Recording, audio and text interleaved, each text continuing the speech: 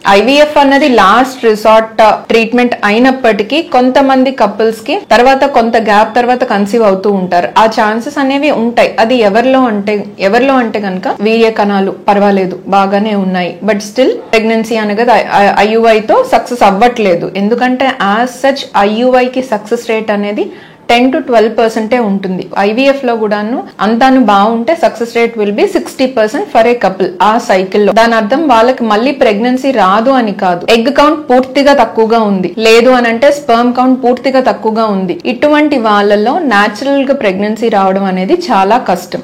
చాలా తక్కువ శాతం వారిలో ఇలాగ ఒక్కసారి IVF ఫెయిల్ అయిన తర్వాత న్యాచురల్ గా ప్రెగ్నెన్సీ రావడం అనేది జరుగుతుంది. మళ్ళీ వాళ్ళకి IVF కే వెళ్ళాలా, లేదు అని అంటే చిన్న పద్ధతి అయినా ట్రై చేసుకోవచ్చా IUI అన్నది ఉంటుందండి. ప్రెగ్నెన్సీలో ఎప్పుడు కూడాను hyper tension, gestational hyper tension are diabetes రావడానికి ఛాన్సెస్ అనేవి ఉంటాయి.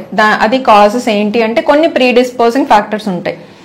ఈదర్ హిస్టరీ ఆఫ్ PCOD ఉండడము, లేదు అని అంటే ఒబీస్ గా ఉండడము, లేదు ఫ్యామిలీ హిస్టరీ ఆఫ్ డయాబెటిస్ ఉండడము, లేదంటే ఇప్పుడు లైఫ్ స్టైల్ ని బట్టి మనకు ఉండే లైఫ్ స్టైల్ హ్యాబిట్స్ ని బట్టి, ఫుడ్ హ్యాబిట్స్ ని బట్టి కూడాను అది ఉంటుందన్నమాట. At the same time maternal age, ఒకవేళ కనుక ఏజ్ ఎక్కువ అయ్యే వారిలో ప్రెగ్నెన్సీ వచ్చినట్లయితే వాళ్ళు ఇటువంటి మెడికల్ కండిషన్స్, కాంప్లికేషన్స్ ప్రెగ్నెన్సీలో రావడానికి ఛాన్సెస్ అనేవి ఎక్కువగా ఉంటాయి. At the same time multiple gestation, twins కానీ అలా ఉండేటప్పుడు కూడా ఈ విధమైనటువంటి మెడికల్ కాంప్లికేషన్స్ రావడానికి ఛాన్సెస్ అనేవి ఉంటాయి. ప్లాసెంటేషన్, వన్స్ ప్రెగ్నెన్సీ వచ్చింది అంటే 10 to 12 వీక్స్ తర్వాత ప్లాసెంటా అనేది డెవలప్ అవుతుంది.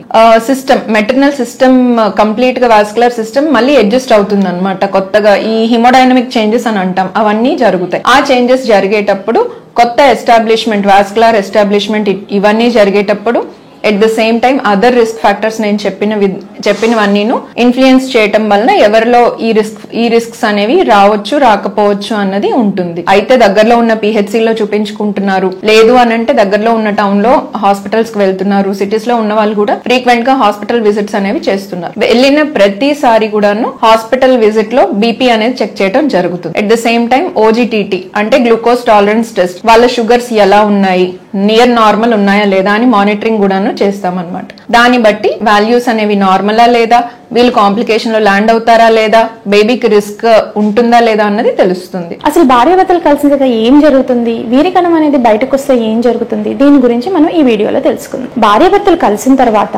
వీరికణం అనేది వెజైనాలో డిపాజిట్ అవుతుంది. వీరికణం అనేది సుమారుగా 1.5 ml నుంచి 2 to 3 ml దాకా ఉంటుంది. అంతా గర్భసంచి లోపలికి వెళ్ళదు. ఏదైతే వీరికణానికి శక్తి ఉంటుందో అది మాత్రమే గర్భసంచి లోపలికి ప్రవేశిస్తుంది. మనం దీన్ని సర్విక్స్ అంటాం. ఈ సర్విక్స్ అనేది గర్భసంచి ద్వారానికి మౌత్ లాంటిది. సో వీరికణం డిపాజిట్ కాగానే ఏదైతే స్పర్మ్ అబ్సల్యూట్ గా మొటిలిటీ అనేది ఉంటుందో, బాగా కదలిక ఏదైతే ఉంటుందో అది బాగా గర్భసంచి లోపలికి వెళ్ళిపోతుంది అనమాట.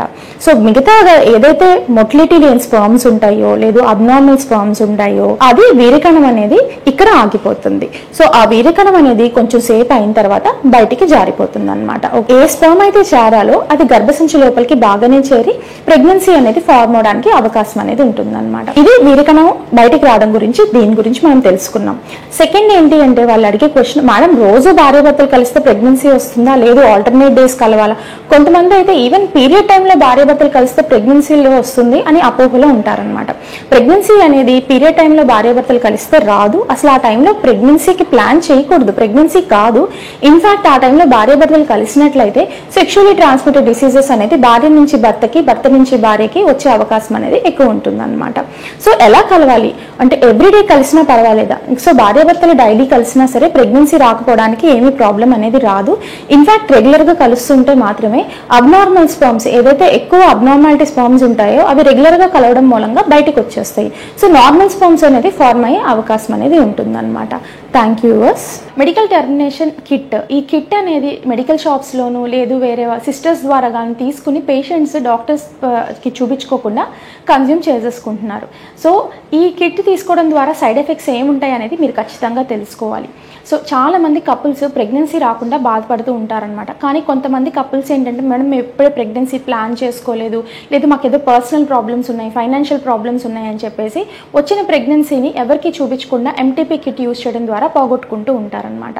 సో వీటికి ఏమేమి సైడ్ ఎఫెక్ట్స్ ఉంటాయో మీరు తెలుసుకోగలిగితే రైట్ ట్రీట్మెంట్ రైట్ డాక్టర్ దగ్గరికి వెళ్ళటం అనేది మంచిది. ఓకే, ఎంటీపీ కిట్ మనంతటి మనమే తీసుకోకూడదు, కంపల్సరీ డాక్టర్ ప్రిస్క్రిప్షన్స్తోనే తీసుకోవాలి. వీటికి ఏంటి ప్రాబ్లం?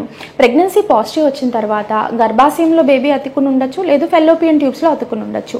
అది కనీసం స్కాన్ చేసుకోకుండా మనం ప్రెగ్నెన్సీ కిట్ తీసుకున్నట్లయితే ఎంటీపీ కిట్, కొంతమందికి సివియర్ బ్లీడింగ్ అయిపోయి ఎమర్జెన్సీలో హాస్పిటల్లో అడ్మిట్ అవ్వాల్సిన అవసరం అనేది ఉంటుందన్నమాట. ఎగ్ ఫ్రీజింగ్ అనేది 2 రీజన్స్కి చేస్తాము, social reasons and medical reasons అన్నమాట. సోషల్ రీజన్స్ అంటే ఏంటి అంటే, ఇప్పుడు చాలామంది delayed marriages plus pregnancy delay చేయడము ఇలాంటివి మనం కామన్గా చూస్తున్నాము. కాకపోతే ఏంటంటే వాళ్ళకి తెలియక ఎప్పుడో వాళ్ళ ప్రెగ్నెన్సీ ప్లాన్ చేసేటప్పుడు వస్తారు, అప్పుడు ఎగ్స్ అన్నీ చాలా తక్కువ ఉన్నాయి, మీకు success percentage even with IVF అయినా కూడా సక్సెస్ రేట్ అనేది నెంబర్ ఆఫ్ ఎగ్స్ని బట్టి, ఎగ్ క్వాలిటీని బట్టి, ఏజ్ని బట్టి ఇలా ఈ పారామీటర్స్ మీద డిపెండ్ అవుతుందన్నమాట. సో వాళ్ళకు తెలియక ఆ టైంలో వచ్చి బెటర్ సక్సెస్ అనేది లేకపోవడం వల్ల చాలా ప్రాబ్లమ్స్ ఫేస్ చేస్తుంటారనమాట. ఇలాంటి వాళ్ళ కోసము ఇప్పుడు ఎవరైతే కెరీర్ ఓరియంటెడ్గా కానీ, లేదు కొన్ని రోజులు ప్రెగ్నెన్సీ డిలే చేయాలనుకుంటున్న వాళ్ళు ఎగ్ ఫ్రీజింగ్ అనేది చేసుకోవచ్చు అనమాట. ఏ ఏజ్లో చేసుకుంటే బెటర్ అంటే, ఎగ్ క్వాలిటీ కానీ, ఎక్కువ రిప్రొడక్టివ్ పొటెన్షియల్ కానీ నార్మల్గా లేట్ 20s కానీ ఎర్లీ 30sలో కానీ ఎగ్ ఫ్రీజింగ్ అనేది ప్లాన్ చేసుకోవచ్చు. సో ఇలా ఫ్రీజ్ చేసిన ఎగ్స్ని వాళ్ళు ఎప్పుడైతే ప్రెగ్నెన్సీ ప్లాన్ చేసుకుంటారో ఆ టైంలో ఫ్రీజింగ్ నుంచి తీసి ఎంబ్రియోస్గా తయారు చేసుకొని ఎంబ్రియో ట్రాన్స్ఫర్ అనేది చేసుకోవడానికి అవకాశం ఉంటుంది. సో ఇది ప్రాసెస్ ఎలా ఉంటుంది అంటే, నార్మల్గా ఐవీఎఫ్లో చేస్తున్నట్టే 10 days ఇంజెక్షన్స్ అనేది ఇస్తాము. ఎగ్స్ అనేటివి తీసిన తర్వాత వాటిని ఫ్రీజ్ చేసి పెడతాము. ఇది కాస్ట్ పరంగా కూడా ఎంబ్రియోస్ వరకు తయారు చేయం కాబట్టి ఎగ్ ఫ్రీజింగ్ కాస్ట్ కూడా కొంచెం ఇమీడియట్ పేమెంట్ అనేది తక్కువ ఉంటుంది.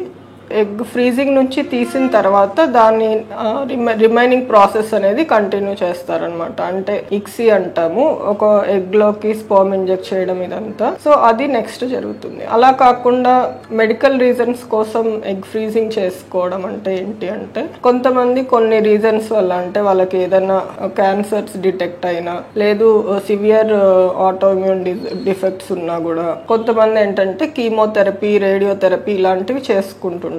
అలాంటి వాళ్ళలో ఏంటంటే ఓవరీస్ లో జనరల్ గా ఎగ్స్ అనేటివి వాటి వల్ల ఎఫెక్ట్ అవుతాయి అనమాట. కీమోథెరపీ వల్ల కానీ, రేడియోథెరపీ వల్ల కానీ ఎగ్స్ లో ఎఫెక్ట్ ఉంటుంది. సో దానికి మళ్ళీ రివర్సబుల్, అది మనం రివర్స్ చేయలేనట్టు ఉంటుంది అనమాట. సో ఆ ట్రీట్మెంట్ స్టార్ట్ చేసే ముందు ఎగ్స్ అనేటివి తీసి ఫ్రీజింగ్ చేసి పెట్టుకోవచ్చు. వాళ్ళు మళ్ళీ రికవర్ అయ్యి నెక్స్ట్ ప్రెగ్నెన్సీ ప్లాన్ చేసుకున్నప్పుడు ఆ ఎగ్స్ ని అనేటివి యూస్ చేసుకోవచ్చు అనమాట.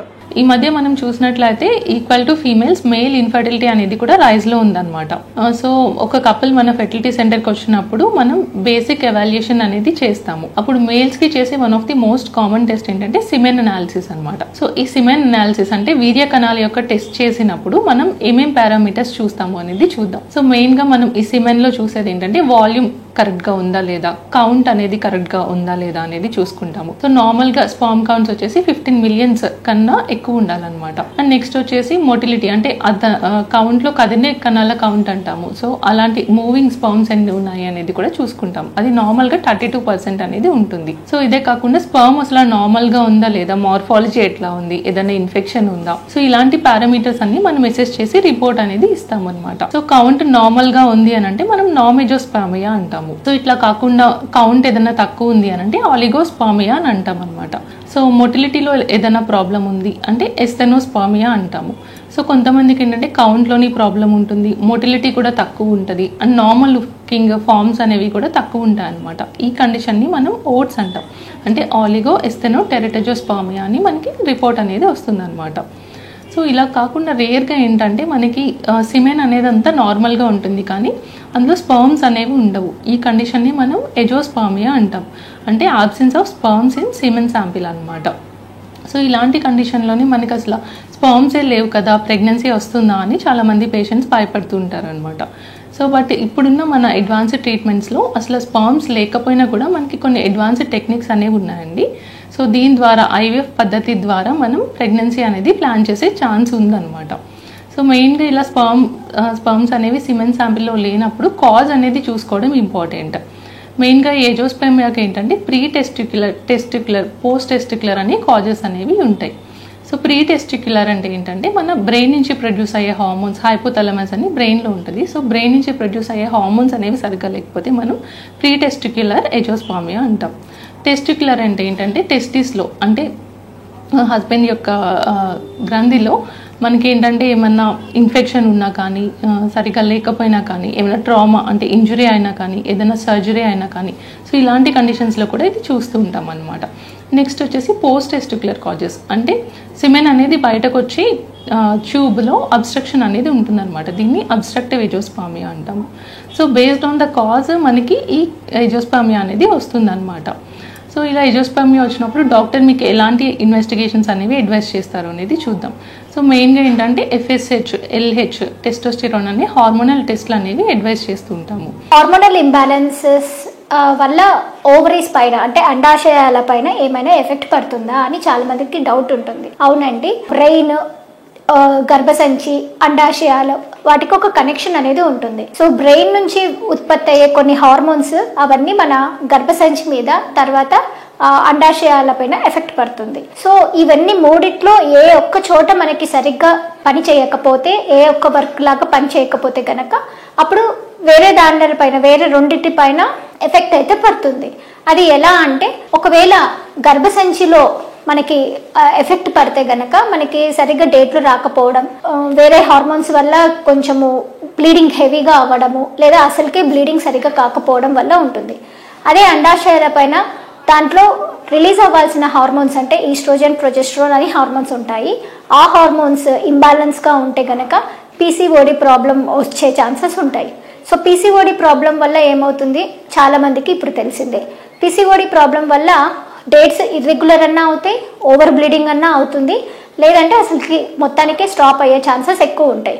సో ఇవన్నీ చూసుకోవాలి అని అంటే కరెక్ట్గా మన హార్మోనల్ టెస్ట్ చేసుకుంటే హార్మోన్స్ కరెక్ట్గా ఉన్నాయా లేదా అనేది తెలుస్తుంది. సో ఇట్లాంటివి ఏమైనా డౌట్లు ఉంటే మీరు ఖచ్చితంగా కన్సల్టెంట్ని కలిసేది బాగా ఉంటుంది. తర్వాత ఒకవేళ డేట్లు సరిగా రాకపోతే మనకి పొర అంటే గర్భసంచిలో పొర అనేది పెరగదు. ఆ పొర కనుక సరిగా లేకపోతే డేట్లు రావు. ఈ రెండు సరిగ్గా పని చేయకపోతే పిల్లలు పుట్టే అవకాశం ఉండదు. మెయిన్గా పిల్లలు పుట్టాలి అంటే ఖచ్చితంగా కావాల్సింది మనకి ఓవరీస్ అంటే అండాశయాలు సరిగ్గా పనిచేయాలి, మన గర్భసంచి కూడా సరిగ్గా పనిచేయాలి. ఇంకా దాంతోపాటు మన బ్రెయిన్లో అంటే మన బ్రెయిన్లో వచ్చే ఆ హార్మోన్స్ ఎఫెక్ట్ అనేది చాలా కరెక్ట్గా వాల్యూస్ ఉంటేనే బాగుంటుంది. అండాశయాలలో మనకి మెయిన్ ముఖ్యమేంటి, అండాశయాల్లో ఎగ్స్ అనేది ఫామ్ అవుతాయి. సో మామూలుగా ఆడవాళ్ళకి మెచ్యూర్ అయిన తర్వాత 14 ఇయర్స్కైనా 15 ఇయర్స్కైనా కానీ ఒక 20,000 పైన ఎగ్స్ అనేది ఉంటాయి. ఆ ఎగ్స్ ప్రతి 10 ఏళ్ళకి గాను ఆ ఎగ్స్ కౌంట్ తగ్గిపోతూ ఉంటుంది. సో అలాంటి ఎగ్స్ కౌంట్ తగ్గిపోతూ ఉన్నప్పుడు ఏమవుతుంది అంటే మనకి యాక్చువల్గా ప్రతి నెల ఆడవాళ్ళలో కనీసం ఒక ఎగ్ అనేది రిలీజ్ అవ్వాలి. ఆ ఒక్క ఎగ్ రిలీజ్ అవ్వడం వల్ల ఏమవుతుంది, పెళ్ళైన తర్వాత ప్రెగ్నెన్సీ వచ్చే ఛాన్సెస్ ఉంటాయి. ఆ ఎగ్స్ రిలీజ్ అవ్వడానికి ఒకవేళ మల్టిపుల్ ఎగ్స్ రిలీజ్ అవుతుంటే ట్విన్స్ అయ్యే ఛాన్సెస్ ఉంటాయి. ఒకవేళ ఆ ఎగ్సే సరిగ్గా రిలీజ్ కాకపోతే ప్రెగ్నెన్సీ కాకుండా ఉంటుంది. ఇంకా ఈ ఓవరీస్లో ఈ ఎగ్స్ అనేది సరిగ్గా ఫామ్ కాకపోతే హార్మోనల్ ఇంబ్యాలెన్సెస్ వల్ల డేట్లు కూడా సరిగ్గా కావు.